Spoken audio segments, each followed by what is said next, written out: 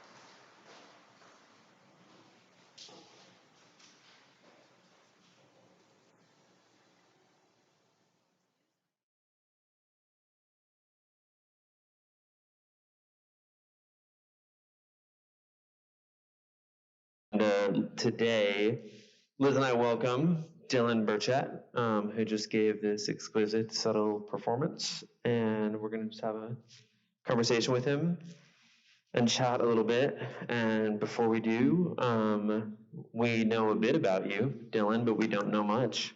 You're mysterious, and so I wonder if you would give us more of your background and tell us sort of how you arrived here and about your touring and your education. Sure. Okay. So, Is your mic on? is my should be on. Is that coming through? Okay, yeah, there we go. Okay. Yeah. Well, so I never know where to start with that. I guess I arrived here. Prior to being here in Baton Rouge, I was living in Oakland, California, and I studied electronic music and recording media at Mills College. Before that, I was in Florida, where I did a music degree at the New College of Florida. And, yeah. Are you a Florida native? More or less, yeah. I moved there when I was really, really young. I was from California originally, but I basically grew up in Florida. I've been there since I was probably 7 or 8. You know? Yeah. So Mills, it's interesting. I mean, I sort of know that Mills has Fred Frith and this sort of series of these kind of like luminaries, right? Who else is there? It's all these. I studied with James Bay and John Bischoff, Chris Brown, Maggie Payne was there when I was there. Cool. And who else was there? Roscoe Mitchell was there as well. Oh wow! Did he die? No, he's still alive. Okay. I mean, it's so interesting because electronic music, in one sense, obviously, if we think about EDM and techno and all, you know, it has like the widest spread popularity it could ever have. But electronic music as an art form, it's interesting how you find these kind of bastions, right? You find these kind of like preservations where this art form is still rigorous and kind of mysterious to outsiders. I mean, it's one of the things I always think about when I listen to a performance like yours and sort of give myself over to how it becomes kind of exquisite or how it becomes kind of abstract in this way. And I wonder if you can speak to kind of how you conceptualize a piece and how you understand the making of this kind of work.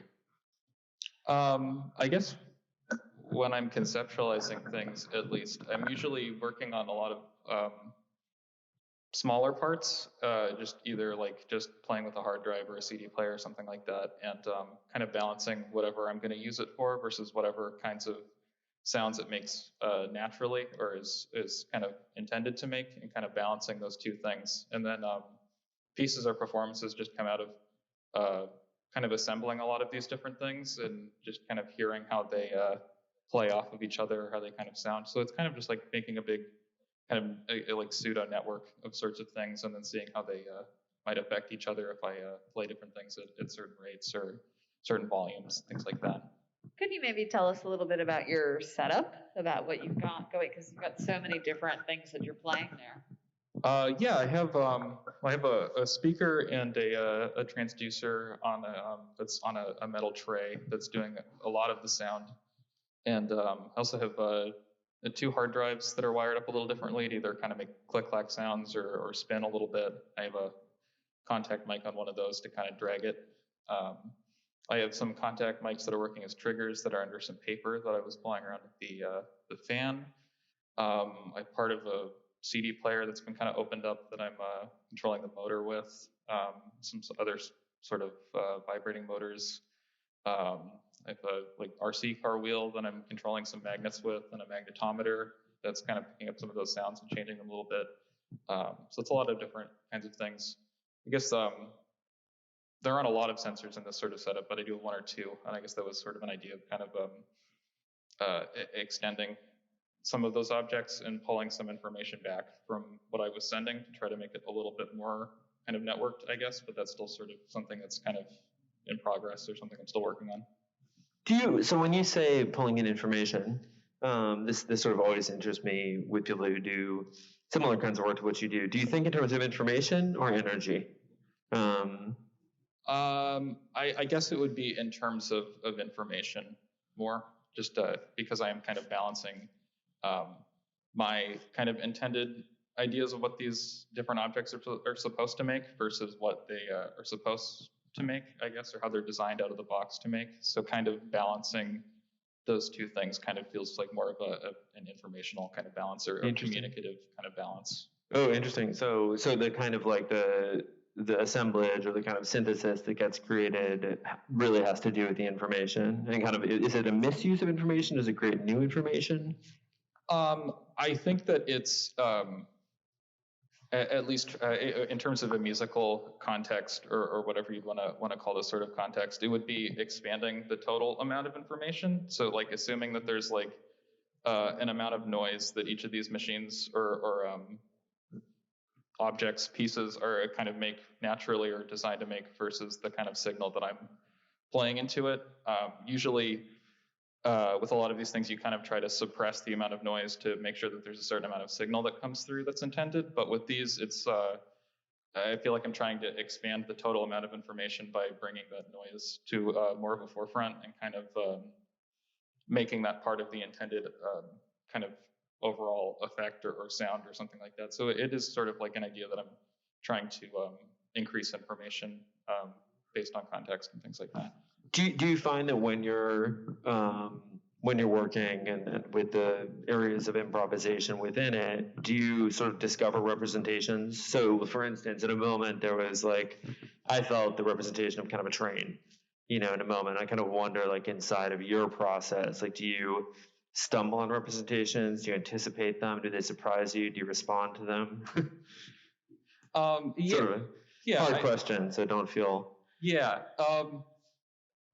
Okay, I think, to a degree, I think that there's always like some sort of representation or some sort of like symbol or something like that that's going to kind of come through with what you're hearing. And I don't think I'm necessarily trying to like recontextualize them or like move away from those sorts of things, but it is kind of playing with how these things kind of sound if two things that aren't necessarily supposed to go together or you wouldn't necessarily hear in the same context kind of come together. That's a big part of it. Do you have favored juxtapositions? I always like really to use really high sounds and a lot of kind of scraping noises or two kinds of things that I really like just aesthetically. I kind of like combining those sorts of sounds. And are there any sounds that you hate? No. No.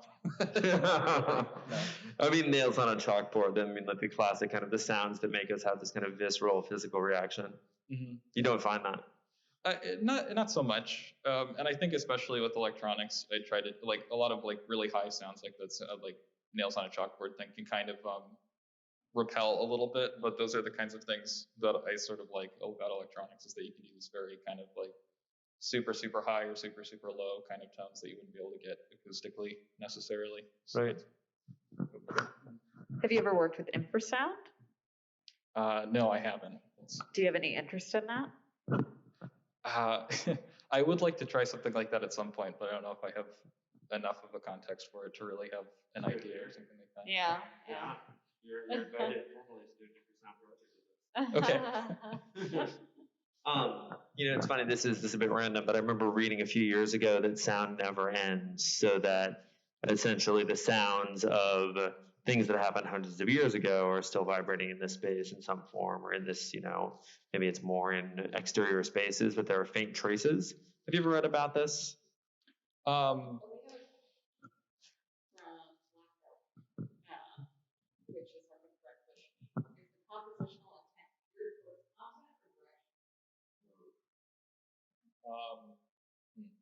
I think that's hard to say. I guess I would say direction, I guess, is what I'm jumping into first. It's more just kind of assembling things and then kind of seeing where those things lead to or where the next kind of point is going to be. So if I'm just improvising with things, I'll usually have an idea of what I might start with, like one or two things, and then whatever happens after that is sort of like an in the moment kind of decision rather than choosing, I guess, moments that I would try to reach or something like that after that point.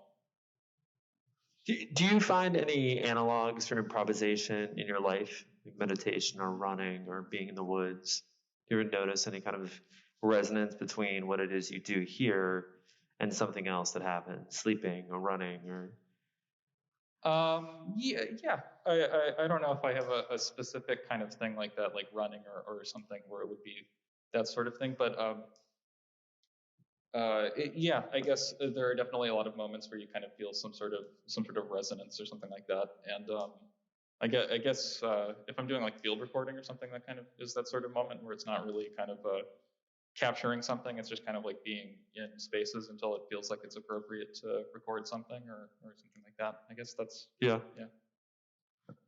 So I know just from having read about you, Michael Tank from Southside told me about you back in August, and we were excited to make contact with you, and it took a long time to make this happen. But in reading about you, I saw that you had played quite a bit in Europe, and I was in Bulgaria. Is that right? Yeah, I was there for. I guess I haven't played a lot in Europe, but I was there for a couple days to work on a project. How did that come about? And sort of were you playing in a kind of like noise experimental context, or a? Yeah, I played 2 shows out there that were in that sort of context where I was playing with other people that were doing like more noise adjacent kind of stuff, and it's also there to work on an installation for a little while where the person there, Julian Jaharian, was working on an installation out there, and I was writing some music for it, so I kind of followed that direction a little bit while I was out there. Do you also, I know you make collages, so this beautiful collage you made for the poster this week, but do you also do sculptural work or 3D work at all? In addition to, obviously, the 3D aspect of what you do here? Not like formally. I've become more interested in sculptural work, just with this sort of thing, having this kind of expanding kind of massive stuff. So that's something that I've thought about moving into, but I don't think that I really have any kind of formal kind of sculptural things or something like that. Yeah, I'm a fan of your bottle. Yeah. Your bottle set up there. That's very sculptural. Oh, cool. Yeah, that's probably the most sculptural thing that I've made so far. It would be that. But it is so interesting because with clearly, just sort of the advent of this whole surplus, right, of analog stuff that we can get, or early digital material, and so many people working with it. There is this kind of fundamental line between sound and sculpture. So when I look at this and I think about it as a network and the way you're talking about it, the line between why this is an audio, document, archive, or piece versus a sculpture, it's really nonsensical at some point. It's absolutely sculptural to me, which I find really interesting. How do you like Baton Rouge? So far I'm still getting an idea of Baton Rouge since I've mostly moved here with quarantine and everything going on. I haven't explored a lot. I've mostly just kind of been going to campus to do things I need to do there and then coming back to my apartment. So overall, I've liked my time here, but I think that there's still a lot that I could kind of learn about the place and kind of get an idea. What are your favorite Baton Rouge sounds? What are your favorite Baton Rouge sounds? There's a lot of train sounds here, at least where I'm living, and I've been enjoying those a lot. The one hurricane that we did have come through, there was a lot of really interesting sounds. I was up pretty late just kind of listening to all of those kinds of noises, lots of wind, lots of trees. Occasionally transformers would go, which wasn't great because I lost power, but it was still, it was interesting to hear all of that kind of swirling together. I'm gonna say one more thing.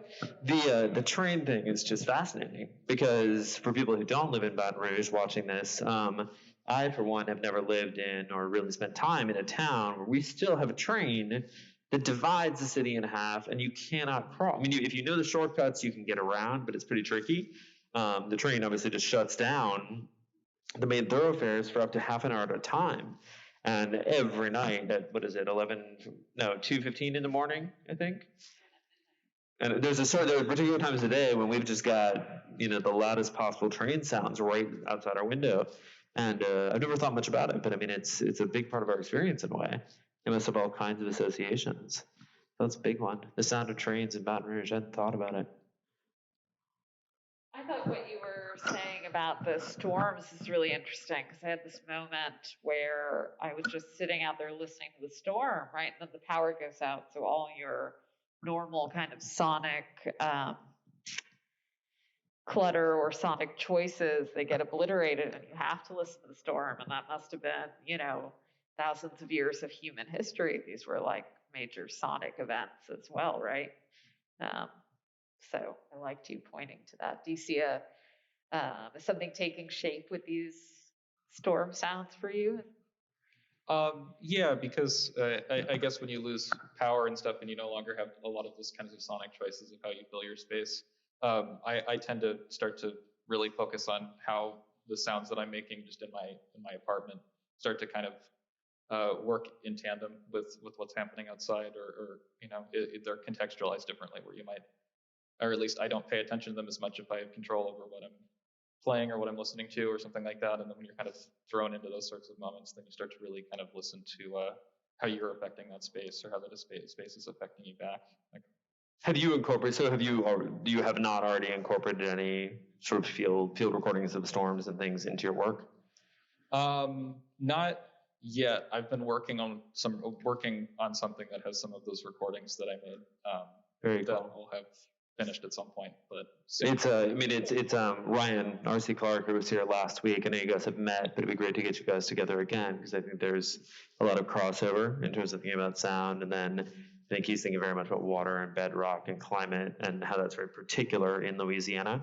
But sort of there's a theme emerging here for me, at least. That's really interesting. One of my favorite YouTube videos for years was this 40-second long clip that someone in the country had shot of sitting on their porch with the power out, and there was a lightning storm, and they just had these wind chimes.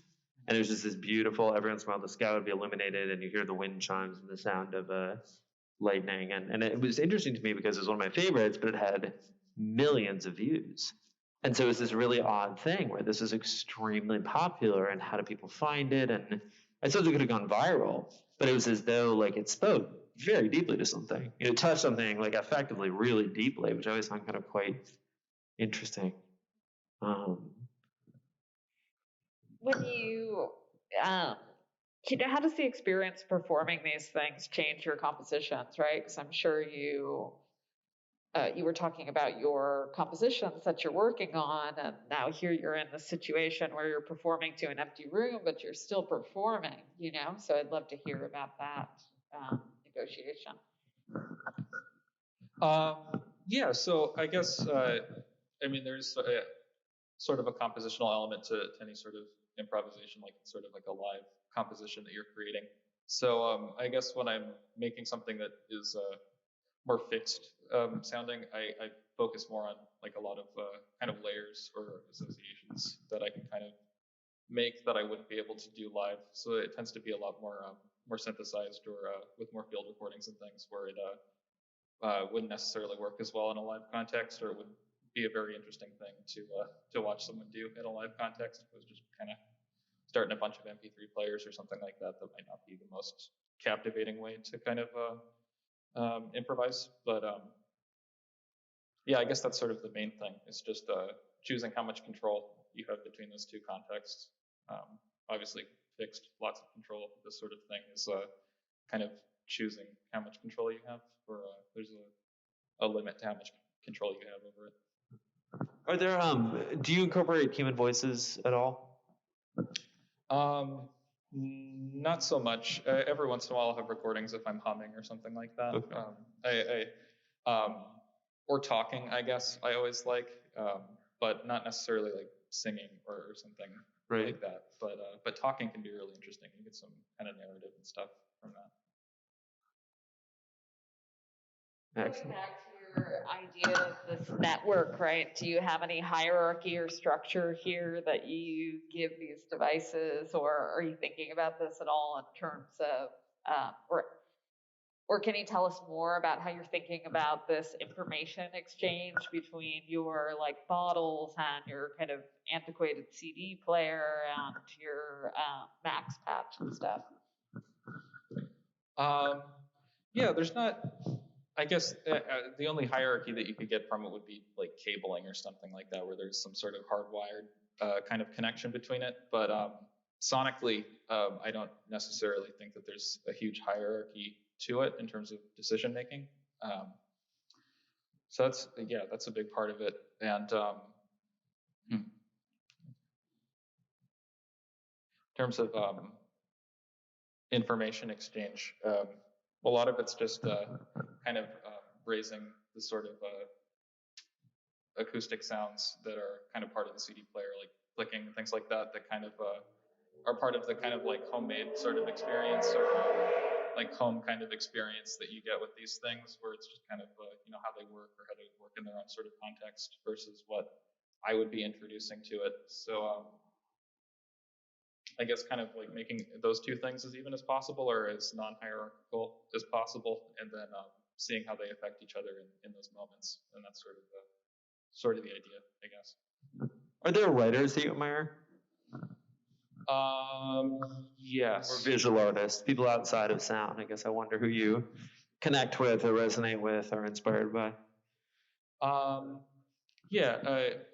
Outside of music or outside of music, so in the realms of food or art or anything else. Who are your kindred spirits, your kind of inspirations? That's a tough question. Not that there have to be either. We can always post your answer later or not at all. I'd have to think about it a little bit. Of course, yeah. Kind of shut down so if you could come back in 6 months after COVID, everybody, after the vaccine is widely distributed with no negative repercussions, if you could come back here and perform against We Cannibal, and so we can actually allow people in here, having done this, what would come next? What do you think you would do? Do you have an idea? What would you like to do that we can't do now? Because we'd like to have you back, of course. Well, I guess just having people in a space, you get the energy is really different, which is going to kind of affect how these things sound just kind of out of the gate. So that would probably be the biggest thing, and just having some sort of like interaction or proximity and things really kind of change that. Do you have any questions for us or the viewers? Not that I can think of. Well, we are really, really happy this happened. Yeah, thank you so much. Thanks.